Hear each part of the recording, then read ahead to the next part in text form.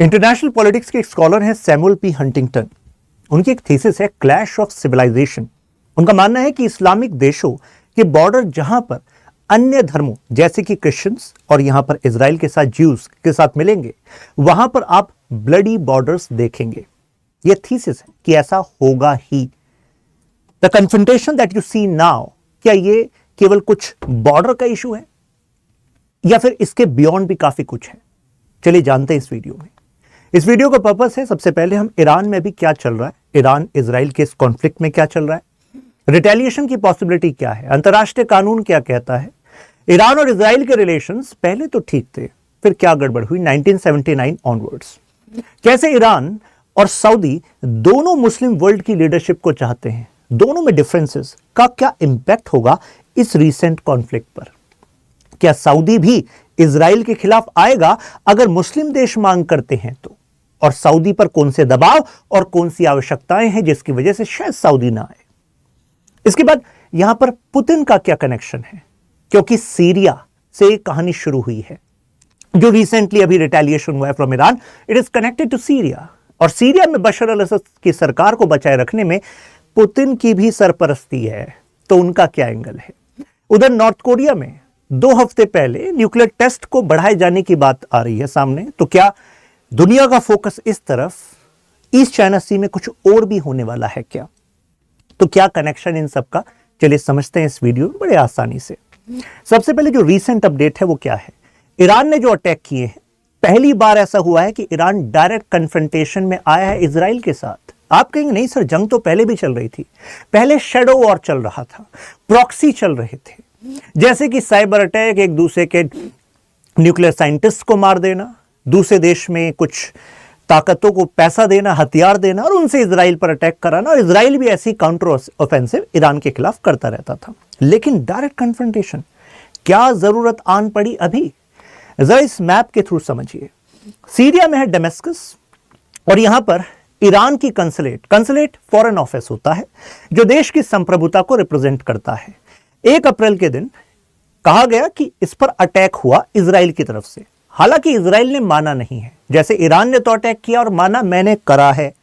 Iran ने attack करने के बाद यूनाइटेड नेशन सिक्योरिटी काउंसिल को लेटर भेजा है कि हमने किया है जी, रिटेलिएट किया है, और अगर अब हम पर हमला हो गया तो जवाबी कार्रवाई जो है फिर डायरेक्ट वॉर की होगी, इजराइल के खिलाफ भी और इजराइल के साथ जो जो आएगा उसके खिलाफ भी। इतनी हिम्मत ईरान ने दिखाई है। हालांकि डेमेस्कस में जो फॉरेन ऑफिस है ईरान का, उस पर जो अटैक हुआ जिसमें कि ईरान के IRGC के कमांडर मारे गए, तो ईरान ने उसी दिन कहा कि बदला तो लिया जाएगा। और इस अभी जो बदला लिया गया, ऐसा नहीं कि सरप्राइज अटैक है जैसे कि अक्टूबर में हुआ था, वो हमास नहीं कहता, वो सरप्राइज अटैक था। लेकिन इस बार तो इंटेलिजेंस फोर्सेस को इजराइल की प्लस इजराइल के जो साथी देश हैं सबको पता था कि कोई ना कोई काउंटर ऑफेंसिव होगा। और साथ में आई गॉट टू एक्चुअली कुछ मैप्स मुझे मिले, उन मैप्स पे खुद इजराइल जो है एनालिसिस कर रहा था कि कहां कहां अटैक कर सकता है, क्योंकि इजराइल की ताकत का बड़ा आधार है उसकी एयरफोर्स। तो प्रोबेबल कहां कहां अटैक हो सकते हैं, उसके लिए काउंटर पहले से ही इजराइल और उसके साथी यानी कि USA, UK, इवन जॉर्डन ये तैयारी करके बैठे थे, राइट।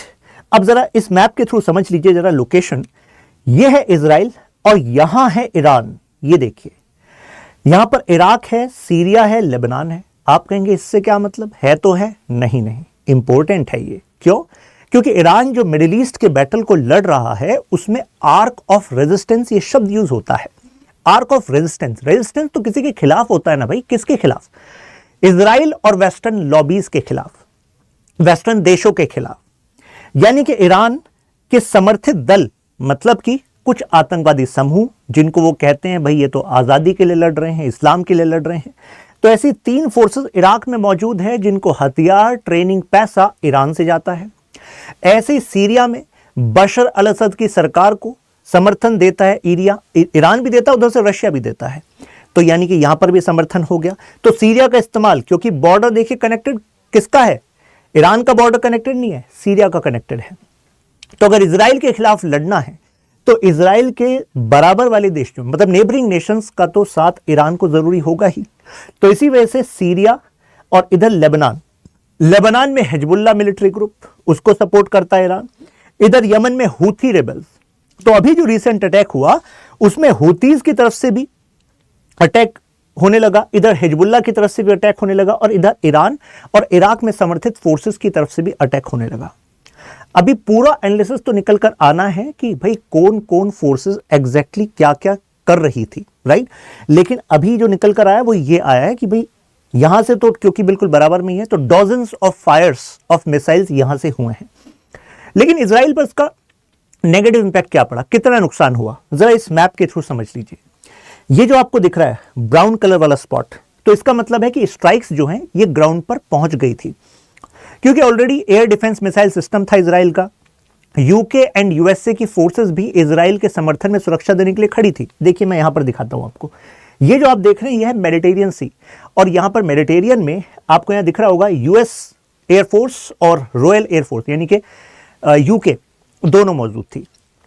ऑलरेडी रेड सी में, मेडिटेरियन में यूएसए ने अपने एयरक्राफ्ट कैरियर स्टेशन किए हुए हैं, यूके से भी सपोर्ट मेडिटेरियन के थ्रू इजराइल को मिल रहा है। तो यानी कि readiness in defence of Israel was already in place, right. और इसी वजह से जो आप ये डार्क में देख रहे हैं, ब्लैक में जो देख रहे हैं आप लोकेशंस, ये वो हैं जो मिसाइल्स और ड्रोन्स आ तो रहे थे इजराइल की तरफ, लेकिन जमीन पर नहीं पहुंच पाए, वो हवा में ही खत्म कर दिए गए क्योंकि वो काउंटर ऑफेंसिव के थ्रू। अब जरा इसकी लोकेशन देखिए जरा आप, इजराइल का एयरबेस सदर्न इजराइल में, फिर यहां पर अरब रीजन हो गया, और उसके बाद आप कहीं भी देखेंगे गोलन हाइट, मतलब सदर्न रीजन में ही ग्राउंड पर रीच हो पाई मिसाइल की, बाकी यहां नहीं हो पाई, ये सब हवा में ही रहा। इधर तो जॉर्डन में भी हुआ और इधर गोलन में तो ग्राउंड पर आया। ये मैं आपको एक्सेस ऑफ रेजिस्टेंस बता रहा था। देखिए इराक में ये तीन ऑर्गेनाइजेशन, लेबनान, हिजबुल्लाह, गाजा की तरफ से हमास और इस्लामिक जिहाद।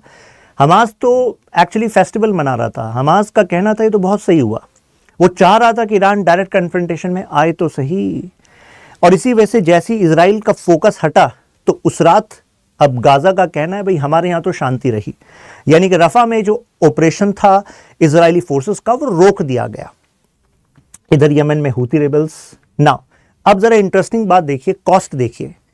तो ये ईरान ऑब्जर्वर का कहना है कि पर ड्रोन की जो कॉस्ट थी वो करीब $20,000 के आसपास थी, और अगर मिसाइल्स को भी इंक्लूड कर लें तो टोटल जो खर्चा इस अटैक में हुआ ईरान का वो लगभग $62 मिलियन हुआ है अप्रॉक्स, ठीक है। लेकिन इस अटैक से बचने के लिए इजराइल, यूएसए, यूके ने जो अपनी काउंटर मिसाइल्स एयर मतलब जेट्स का इस्तेमाल किया, तो उसमें कितना खर्चा हुआ, तो उसका एस्टिमेट बताया जा रहा है $1.1 बिलियन। ईरान ऑब्जर्वर का कहना है कि ईरान की सरकार का मंशा एक्चुअली कोई डायरेक्ट कन्फ्रंटेशन में जाना नहीं था, केवल अपनी रिटेलिएशन कैपेसिटी को शो करना था, क्योंकि आज तक डायरेक्ट कन्फ्रंटेशन नहीं हुआ था। ईरान ने अभी अपनी और मिसाइल्स यूज नहीं करी हैं। ईरान का कहना है कि जो ये कह रहे हैं कि इनका air drone, slinger missiles, they were able to safeguard Israel, ऐसा नहीं है। ईरान का कहना है अभी तक हमने हाइपरसोनिक मिसाइल तो यूज ही नहीं की, अभी तो फतेह मिसाइल यूज ही नहीं की, अगर अब हम पर अटैक हुआ तो नेक्स्ट नंबर उनका है, ऐसा इनका कहना है। अब ये जो डिफरेंस है, इसके साथ एक चीज और देखिए, ये भी इन्होंने एक मैप रिलीज किया है जो मैंने दिखाया ना कि सदर्न इजराइल में एयर जो आपका एयरबेस है उस पर मिसाइल पहुंची, अटैक ग्राउंड पर हो गया। तो यहां पर जो है ये जो आप देख रहे हैं यहां पर F-16 हैं, तो F-35 हैं। तो ईरान की तरफ से कहा गया कि देखो अगर हमें अटैक करना होता तो हम डायरेक्ट F-35 पे करते, आपके बेसिकली जो फाइटर जेट्स हैं उन पर करते, लेकिन यहां पर एयर स्ट्रिप पर हमने अटैक किया, क्योंकि हम बताना चाह रहे थे कि देखो हम तुम्हें ज़्यादा कॉस्ट नहीं तुम्हारी बढ़ाना चाहते, क्योंकि अगर तुम्हारे फाइटर जेट्स पर अटैक कर देते तो लॉस बढ़ जाता, वो कन्फ्रंटेशन बढ़ जाता। ये एक एनालिसिस सामने आ रहा है। हकीकत क्या है वो तो बाद में पता लगेगा। जो ये ऑपरेशन है इसको कहा गया है ट्रू प्रॉमिस। ईरान कह रहा है कि ये हमारा ट्रू प्रॉमिस था ना, कि भाई इजराइल और उसके साथी जो परेशान कर रहे हैं, उधर पैलेस्टीन में हमला कर रहे हैं, तो ऐसे में उनको जवाब तो हम देंगे। तो ये उनका जवाब है। प्लस उनका कहना है कि इजराइल हम पर काउंटर ऑफेंसिव कर रहा है, शैडो अटैक कर रहा है, ईरान को नुकसान पहुंचा रहा है, तो इस वजह से ये हमारा काउंटर ऑफेंसिव है। अब ये ऐसा नहीं है कि इससे पहले कुछ नहीं किया। ईरान ने इजराइल की जो कमर्शियल रूट है उसको, उस पर अपनी कैपेसिटी शो करने की कोशिश करिए कि भाई साहब तुम्हारा जो कमर्शियल ट्रेड रूट है ना उसको भी हम ब्लॉक कर सकते हैं, क्योंकि हमारी स्ट्रेटेजिक लोकेशन है। क्योंकि ईरान यहाँ पर आप बब अल मंदेब देखते हैं, स्ट्रेट ऑफ हॉर्मज देखते हैं। तो स्ट्रेट ऑफ हॉर्मज पे MSC एरीज, ये एक्चुअली अभी एक कमर्शियल शिप है जिसको सीज कर लिया गया था, सुना होगा आपने। और इसका कनेक्शन एक्चुअली जोडियक मैरिटाइम से कहा जा रहा है। जोडियक मैरिटाइम एक ज्यू, मतलब इजराइल के समर्थक, एक ज्यू बिलियनियर की कंपनी है, मतलब इजरायली ज्यू बिलियनियर की कंपनी है। तो हालांकि ईरान का कहना है कि कमर्शियल रूट के बहाने ये इजराइल को टैक्टिकल वेपनरी, अदर सपोर्ट भी दे सकते हैं, ऐसा हमें लगता है। इस वजह से हमने ये सीज किया है। इसी शिप पर 17 जो क्रू मेंबर्स हैं वो भारतीय हैं। तो भारत की भी बात चल रही है तेहरान से कि भाई उनको कुछ नहीं होना चाहिए, ये तुम्हारा आपस का मामला है। ईरान की, मैंने बताया कि ईरान ने वार्निंग तो पहले ही दे दी थी और ईरान ने कहा जो हमने अभी किया ये लिमिटेड है, राइट। अब इजराइल का क्या रिस्पॉन्स है? तो इजराइल का कहना है कि देखो 99.9% जो हम पर अटैक हुआ ड्रोन्स एंड मिसाइल्स, वो तो हमने बेसिकली काउंटर कर दिया, मतलब वो एयर डिफेंस मिसाइल सिस्टम हमारा इतना अच्छा था। अब ज़रा इसके 3 कंपोनेंट है, तीनों को ध्यान रखिएगा। अमूमन आपने आयरन डोम का तो नाम सुना होगा। तो आयरन डोम अगर मैं कहूँ कि ये लॉन्ग रेंज मिसाइल इंटरसेप्शन के काम आता है, तो क्या ये बात सही होगी? Answer is no. कारण क्योंकि 3 वेरिएशन है। पहला आयरन डोम, आप इसको देखिए, ये 4 से 70 किलोमीटर दूर तक अगर कोई मिसाइल, कोई ड्रोन आपके पास ऊपर आ गया है तो उसको गिराने के लिए होता है। तो यानी कि शॉर्ट टर्म के लिए पर्पस, मतलब बेसिकली शॉर्ट रेंज के लिए। डेविड स्लिंग यहां पर 40 से 300 किलोमीटर दिख रहा है आपको, और एरो ये लॉन्ग वाला है, यानी कि 2400 किलोमीटर तक की इसकी रेंज होती है। तो तीनों का इस्तेमाल इसमें किया गया है। अब इजराइल का काउंटर ऑफेंसिव क्या हो सकता है?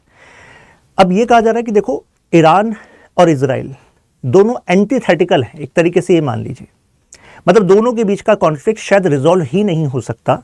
इसका एक ही तरीका है कि फाइनली इनमें फुल फ्लेज वॉर हो, ये कुछ एनालिस्ट का कहना है। हालांकि दुनिया के बड़े बड़े लीडर्स कह रहे हैं भाई ऐसा ना ही हो तो ठीक है, राइट। बट इजराइल क्या कर सकता है? तो ये हैं आपके न्यूक्लियर साइट्स ऑफ ईरान। अगर इन न्यूक्लियर साइट्स पर अटैक कर दे इजराइल, तो मुझे बताइए ये तो मतलब वन साइडेड हो जाएगा वॉर। बट ईरान का कहना है, आपको क्या लगता है हम ऐसे ही बैठे हैं यहाँ? आपके पास एयर डिफेंस सिस्टम है तो क्या हमारे पास एयर डिफेंस सिस्टम नहीं है? तो हर दोनों अपनी अपनी फोर्सेस और अपनी अपनी प्रोनेस को शो करने की कोशिश तो करते ही हैं, क्योंकि ये डिटरेंस का रूल है। डिटरेंस का मतलब होता है ना इंटरनेशनल पॉलिटिक्स में कि भाई अल्टीमेटली आप अपनी पावर को इतना प्रोजेक्ट करना चाहते हैं कि दूसरा गलती से भी आपका नुकसान ना करे। तो इजराइल पर अगर डायरेक्ट अटैक हुआ है तो इजराइल की डिटरेंस पर भी क्वेश्चन है, डिटरेंस स्ट्रेटजी, यानी कि आप अपनी पावर को इतना बढ़ा लो कि दूसरा आप पर हमला करने से पहले भी 10 बार सोचे, राइट। लेकिन देखते हैं आगे क्या होगा। तो ये अगर हुआ तो ज़्यादा बड़ी तबाही हो जाएगी। अब जरा इनके रिलेशंस का बैकग्राउंड देखिए। 1925 से लेकर 1979 तक हम देखते हैं पहलवी की डायनेस्टी। ये पहलवी की डायनेस्टी को समर्थन मिलता रहा था यूएसए से। अब यूएसए ऐसे ही तो समर्थन नहीं देगा कि भाई आप बने रहो पहलवी, शाह रजा पहलवी, उसका कुछ तो बेनिफिट होगा। ईरान का oil, that was the link, यानी कि 1925 से 1979 तक अगर हम एनर्जी मार्केट की बात करें, स्पेसिफिकली उसमें भी ईरान के एनर्जी मार्केट की बात करें, तो एक तरीके से प्रभुत्व पता है किसने बनाया था? USA and European based companies, और यूरोप में भी यूके और यूएसए तो आपको पता ही है। तो इनकी कंपनियों को बहुत ही सस्ते में ईरान से ऑयल लेने का मौका मिल रहा था। बदले में ये पैसा दे देते थे कुछ शाह रजा पहलवी को। तो इस वजह से कहा जाता था कि एक तरफ जनता भूखी है लेकिन देश अमीर है, देश के रिसोर्सेस काफ़ी ज़्यादा हैं। खैर, इसके खिलाफ फिर एक नेशनलिस्ट मूवमेंट बढ़ते हुए हमने देखा। मैं नेशनलिस्ट की बात कर रहा हूँ, इस्लामिक की नहीं। क्यों? क्योंकि बीच में 1951 में जब ये ईरान के प्राइम मिनिस्टर बने मोसदेक, तो इन्होंने आवाज़ उठाई, यार ये पहलवी जो की जो हुकूमत है इसमें एक तरीके से ईरान का शोषण हो रहा है, इसके खिलाफ आवाज़ उठाई। अगर कोई आवाज़ उठाएगा और उस अपनी देश के रिसोर्सेज के लिए, और उससे यूएसए और यूके के कमर्शियल इंटरेस्ट को नुकसान है, तो मुझे बताओ इनके खिलाफ कुछ होगा कि नहीं होगा? बिल्कुल होगा, क्योंकि उन्होंने स्टेप्स लेने स्टार्ट कर दिए कि हम नेशनलाइज कर देंगे ईरान की ऑयल इंडस्ट्री को, यानी कि ईरान की अपनी कंपनी और अपना ऑयल, पूरा हक अपने पास। तो ये कैसे उनको भा जाता भाई? यूके और यूएसए के इंटेलिजेंस सर्विसेज ने मिलकर इनको हटवा दिया और दोबारा से जो पहलवी हैं उनके पास सरकार पूरी पावर आ गई। इसके बाद इजराइल और ईरान के बीच में ट्रेड रिलेशंस अच्छे चले। इजराइल को ऑयल की जरूरत थी, ईरान ने कहा हम सप्लाई करेंगे, ट्रेड रिलेशंस चलते रहे। 1979 में रिवॉल्यूशन हो गया। अब रिवॉल्यूशन के बाद की जो पॉलिटिक्स है उसका लिंक आज के जियोपॉलिटिक्स से है, क्योंकि यहां पर अयतुल्लाह खमैनी आते हैं और अयतुल्लाह खमैनी कहते हैं कि हमें इस्लामिक कॉज से देखना चाहिए पैलेस्टीन के मुद्दे को। आप कहेंगे मतलब यह है कि जब अरब नेशनलिज्म की बात होती है तो अरब नेशनलिज्म, अगर केवल आप कहेंगे कि भाई Palestine is connected to Arab nationalism, क्योंकि फ़लस्तीनी लोग जो हैं वो अरब एथनिसिटी के लोग हैं। क्योंकि अगर आप मैप में देखो ना, मैं आपको मैप में शो करता हूं, तो ईरान को आप अरब में नहीं मानते ना, ये देखिए, तो दिस इज अरब, राइट, और यहां पर है ईरान, ठीक है, जहां पर पर्शियन एम्पायर होता था। तो ऐसे में अगर आप अरब नेशनैलिटी की बात करोगे तो फलस्तीन का जो मुद्दा है वो सऊदी अरब कैप्चर कर लेगा, क्योंकि मुस्लिम वर्ल्ड का लीडर तो सऊदी है और इसमें एक रिलीजन एंगल भी है। Mecca and Medina are located in Saudi, लेकिन third most important place Al Aqsa mosque that is in Jerusalem. तो इस वजह से ईरान का टारगेट यही है। ईरान की जो IRGC है, जो इस्लामिक रिवोल्यूशनरी गार्ड्स कॉर्प है, पैरामिलिट्री ग्रुप, तो उसकी एक एलीट फोर्स है कुद्स फोर्स। और कुद्स का मतलब क्या होता है? कुद्स का मतलब होता है पवित्र। तो उस कुद्स फोर्स के थ्रू करना क्या चाह रहे हैं? वो एक्चुअली जो अलायंस बना रहे हैं ना, आर्क ऑफ रेजिस्टेंस, ऐसे ही पैसा हथियार नहीं खर्च कर रहा ईरान। लेबनान, सीरिया, इराक, इधर यमन, वो एक एनसर्कलमेंट कर रहा है, जिससे कि अल्टीमेटली दबाव बनाकर जेरूसलेम वाला जो क्षेत्र है, अल-अक्सा वाला जो क्षेत्र है, अगर उस पर ईरान काबिज हो जाता है, मुस्लिम फोर्सेस दोबारा काबिज हो जाती हैं, तो एक सिंबल है कि मुस्लिम वर्ल्ड का लीडर उसी को माना गया है जिसका कंट्रोल इस एरिया पर रहा है। चाहे ओटोमन एम्पायर की बात कर लीजिए, है ना। तो ऐसे में अगर वहां पर ईरान सक्सेसफुल हो जाता है तो मुस्लिम वर्ल्ड देखेगा यार ट्रू लीडर तो ईरान है, सऊदी नहीं है, राइट। तो वो भी एक एंगल है। जैसे इस्लामिक रिवॉल्यूशन हुआ उसके बाद से ईरान ने कहना स्टार्ट कर दिया इजराइल तो छोटा शैतान है, मतलब स्मॉल सैटन, एंड जो लार्ज सैटन है वो तो US है। तो मैंने कहा ना इस्लामिक सिविलाइजेशन मतलब क्लैशेस ऑफ सिविलाइजेशन, जिसमें कि वेस्टर्न सिविलाइजेशन और इस्लामिक सिविलाइजेशन एक दूसरे के बिल्कुल अपोजिट हैं। इस्लामिक सिविलाइजेशन मानकर चलती है कि वेस्ट का एक्सपेंशन इस्लाम के लिए खतरा है, इस्लामिक जो वर्ल्ड व्यू है उसके लिए खतरा है, कल्चर के लिए खतरा है, पॉलिटिकल सिस्टम के लिए खतरा है। That is why they reject each and everything which is associated with this western idea of expanding liberalism. मैं बात कर रहा हूँ इस्लामिक फंडामेंटलिज्म की, राइट। खमैनी का एजेंडा आपको पता लगा, राइट। अब ये शैडो वॉर में क्या होता है कि एक तरीके से हम डायरेक्ट कन्फ्रंटेशन नहीं कर रहे, लेकिन आपकी न्यूक्लियर फैसिलिटीज़ को हम साइबर अटैक से कुछ नुकसान पहुंचा देंगे, आपके साइंटिस्ट को ख़त्म कर देंगे। मेलवेयर, ये स्टक्सनेट मेलवेयर पॉपुलर हुआ था, जिसमें कहा गया था इजराइल और USA की मिलीभगत से ईरान को नुकसान पहुंचाया गया था। सैबोटाज अटैक होते हैं, जैसे ईरान के न्यूक्लियर साइंटिस्ट को अटैक कर देना, इधर से ईरान भी फिर ऐसे कुछ काउंटर ऑफेंसिव प्लान करता है। इजराइल का एलिगेशन है कि हमने, ऐसा नहीं है कि हमने शुरुआत की है, अगर आप रिटेलिएशन कहेंगे तो उसका मतलब है कि पहले हमने डेमस्कस पर ऐसा किया होगा, लेकिन इजराइल ने तो माना ही नहीं है। वैसे सबको पता है कि डेमस्कस में और ईरान की एम्बेसी मतलब कॉन्सुलेट पर हमला हो और IRGC के जनरल मारे जाएं, तो ऐसा नहीं है कि इजराइल इन्वॉल्व ना हो, तो फिर कौन इन्वॉल्व होगा, राइट। लेकिन इनका कहना है कि इसके अलावा हम पर भी अटैक होते रहते हैं, मतलब हमारे कमर्शियल शिप्स पर अटैक होते रहते हैं, इजराइल के ऑयल टैंकर्स पर अटैक होते रहते हैं, जिससे कि इजराइल की इकोनॉमी को नुकसान पहुंचाने की कोशिश की जाती है। अब बाइडेन की क्या पॉलिसी है इसमें, क्योंकि वर्ल्ड वॉर का लेवल तो भाई तब बनेगा जब मल्टीपल पार्ट्स इन्वॉल्व हो। तो एक तरफ तो जैसे ही ये अक्टूबर वाला हमला हुआ था हमास की तरफ से, तो इन्होंने कह दिया था कि यार मतलब जो भी काउंटर ऑफेंसिव इजराइल करेगा हम उसके सपोर्ट में हैं, लेकिन साथ साथ बाइडेन नहीं चाहते कि फुल स्केल वॉर हो, क्योंकि किसी भी देश की पॉलिसी वहाँ की डोमेस्टिक कैलकुलेशन से भी डिपेंड होती है, पर भी डिपेंड करती है। जैसे कि US की जनता परेशान है, US की जनता में एक नैरेटिव आ रहा है कि भाई यूक्रेन में why we are pumping so much money, this is not our war, right. Already Afghanistan से वापस जा चुके हैं, तो अगर ये दोबारा से इंटरवीन करते हैं, फुट्स ऑन ग्राउंड करते हैं, जो कि लगता नहीं है करेंगे, तो मतलब एक पॉलिटिकल क्राइसिस वाली बात हो जाएगी ना। इनके मैंने अभी आपको जिक्र किया था मोहम्मद रज़ा ज़हीदी, यही वो IRGC कमांडर हैं जो भी डेमस्कस के कंसुलेट बॉम्बिंग में मारे गए। नेतन्याहू के लिए तो फ़ायदा है, कारण full scale war, subjugation of Iran, is considered solution for Israel, legitimacy मिल जाएगी ज़्यादा। ईरान का मैसेज क्या है? ईरान का मैसेज आपको बताया कि वो रिटेलिएशन था, इसके बाद कोई ऑफेंसिव वो नहीं करेंगे। नाउ सऊदी का क्या कहना है? अब देखिए, सऊदी ऑलरेडी परेशान है इस एरिया से। ये जो यमन है, यमन में ये वाला जो एरिया है ये हूथी रिबल्स के कंट्रोल में है, और हूथी रिबल्स को सपोर्ट किसका? ईरान का है। तो सऊदी सुन्नी मेजॉरिटी, शिया मेजॉरिटी ईरान। तो एक तरीके से यहां पर एक राइवलरी रही है सऊदी में और ईरान में। तो अगर ये रिबल्स सऊदी को परेशान कर रहे हैं और इनको पैसा ईरान से मिल रहा है, तो मुझे बताइए ईरान के इस अटैक में सऊदी को ईरान को सपोर्ट करेगा क्या? सऊदी कहेगा भाई तुम्हारी वजह से तो हम परेशान है खुद, ये हूथी रिबल्स हमें परेशान कर रहे हैं, ईरान तुम ही हो ना इनके पीछे, तो हम तुम्हें सपोर्ट नहीं करेंगे। ऐसी प्रोबेबिलिटी है, राइट। लेकिन फिर बात आती है कि इधर इजराइल है और वहाँ फ़लस्तीन का कॉज है, फ़लस्तीनी मुस्लिम्स का कॉज है। फिर वहाँ पर बात आ जाती है मुस्लिम उम्मा की, मुस्लिम ब्रदरहुड की। तो यानी कि सऊदी पे दबाव बन सकता है, राइट। हमास को तो फ़ायदा हो ही रहा है, बताया आपको, राइट। क्योंकि हमास को फ़ायदा क्यों है? अल्टीमेटली हम तो चाह ही रहे थे ईरान फुल स्केल वॉर में आए। फुल स्केल वॉर में आएगा तो अल्टीमेटली हमसे थोड़ा टेंशन डाइवर्ट होगी, इजराइल की फोर्सेस वीक होंगी। नाउ अब जो लार्जर जियोपॉलिटिक्स हम देख रहे हैं, चाहे हम रशिया की बात करें, चाइना की बात करें, ईरान की बात करें, कहीं ऐसा तो नहीं है ये एम्पायर वाली मेंटालिटी को झलका रहा है? ऐसा क्यों? क्योंकि शी जिनपिंग BRI की बात करते हैं, इकोनॉमिक मॉडल उसको बताते हैं, लेकिन ईस्ट चाइना सी में कन्फ्रंटेशन में रिलेशन जापान के साथ सेनकाकू DIU आइलैंड्स को लेकर, यानी कि एक्सपेंशनिस्ट है।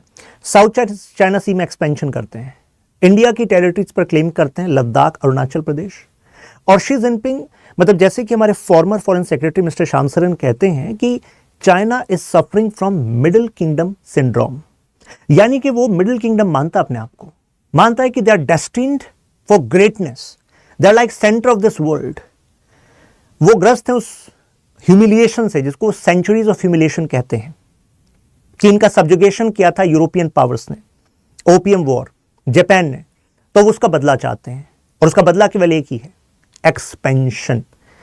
तो इधर चाइना का एक्सपेंशन, आप कहेंगे चाइना का जिक्र क्यों कर रहे हैं ईरान वाले मुद्दे पर? क्योंकि जो एक एक्सेस वर्ल्ड में बन रही है वो ये भी है, Iran, China, Russia and North Korea, and they want to change the world order which is presently led by USA and some western Nations.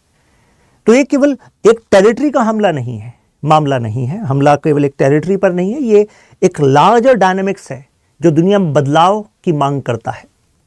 Vladimir Putin, कहा जाता है कि वो अपने आप को जार से कम नहीं समझते, वो रशियन एम्पायर की ग्रेटनेस यहां पर लाना चाहते हैं, यानी कि वो भी एक्सपेंशन चाहते हैं। जो क्रीमिया में हुआ और उसके बाद यूक्रेन में हुआ वो केवल झांकी है, इससे आगे भी बहुत कुछ बाकी है। देखते हैं क्या होगा। ईरान अपने आप को पर्शियन ग्रेटनेस से कनेक्ट करता है, क्योंकि एक समय पर पर्शियन एम्पायर जो है वो सिविलाइजेशन, ट्रेड एंड पावर का बेस हुआ करता था। ये एक लिंक है यहाँ पर, इंटरेस्टिंग, जरा समझिएगा, इसको बाद में पढ़िएगा। लिंक ये है, कहा जाता है कि जो हूथी रिबेल्स हैं उनकी लोकेशन देखिए, यमन, राइट। तो एक तरीके से व्हाट ईरान इज प्लानिंग कि एक समय पर जो पर्शियन एम्पायर होता था उसका इन्फ्लुएंस इस पूरे एरिया में होता था, तो शायद ईरान अब उस स्टेटस को दोबारा चाहता है, तभी वो यहां से लेकर अपना सपोर्ट बेस यहां तक रखता है। शायद वो इस पूरे रीजन पर, पूरा लेवांत रीजन और ऊपर कॉकस रीजन तक अपनी इन्फ्लुएंस को बढ़ाना चाहता है। तो ये इनका नेक्स्ट लेवल हो सकता है। पुतिन का आपको बताया, चाइना का रिविजनिस्ट क्लेम, चाइना का एक्सपेंशन, ये पहले हान, बेसिकली अगर हम चाइना की बात करें, चाइना में ना हान एथनिसिटी के लोग वही एक्चुअली आप देखते हैं पॉलिटिक्स में, मिलिट्री में, एडमिनिस्ट्रेशन में प्रोमिनेंट हैं। हालांकि अदर एथनिसिटीज़ में जैसे तिब्बतन है, तिब्बत, खाम, आमडो, ऊपर जिंगजियांग और इधर आपका इनर मंगोलिया, लेकिन कितनी जगह पर इंटरनल एक सेसेशन की मांग है कि भाई internal you can say civil war जैसी टेंडेंसीज बन सकती हैं अगर चाइना वीक हो तो इस वजह से वीक चाइना हो नहीं सकता। Expansion and strength is the only way for survival of China, right. So that is what China believes in.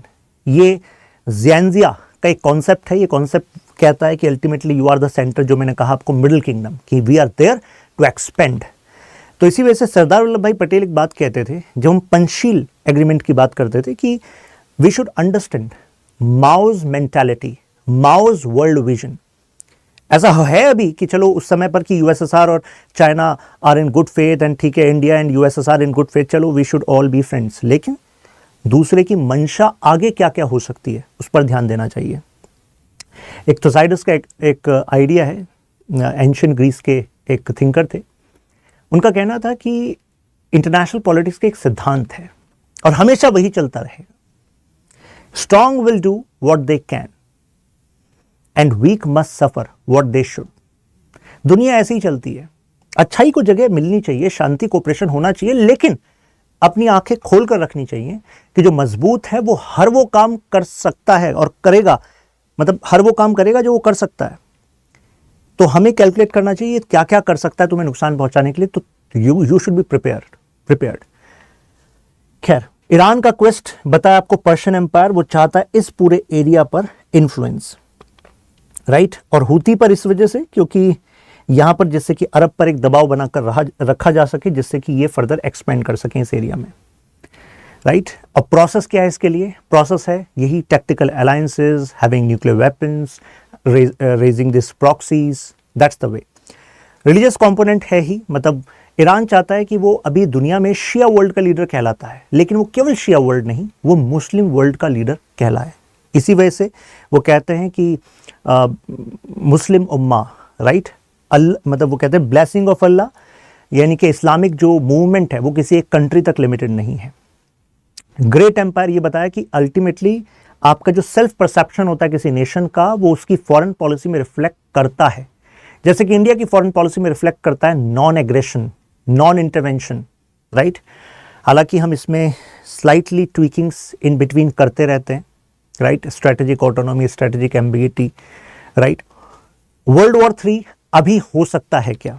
देखिए, ऐसा लगता है अभी नहीं होगा, अगर कुछ बदल जाए 1 महीने में तो बात अलग है, लेकिन अभी के जो रेस्पॉन्सेस हैं उसके हिसाब से मैं एनालिसिस बता रहा हूं। जैसे कि यूएसए का रेस्पॉन्स, यूएसए ने कहा कि इजराइल अगर आपने काउंटर ऑफेंसिव किया तो उसमें यूएसए आपके साथ नहीं है, लेकिन अगर आप पर अटैक हुआ तो डिफेंस में यूएसए आपके साथ है।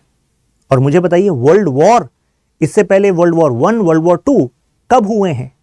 जब आप ऑफेंसिव में भी मल्टीपल नेशन साथ रहे हैं, राइट।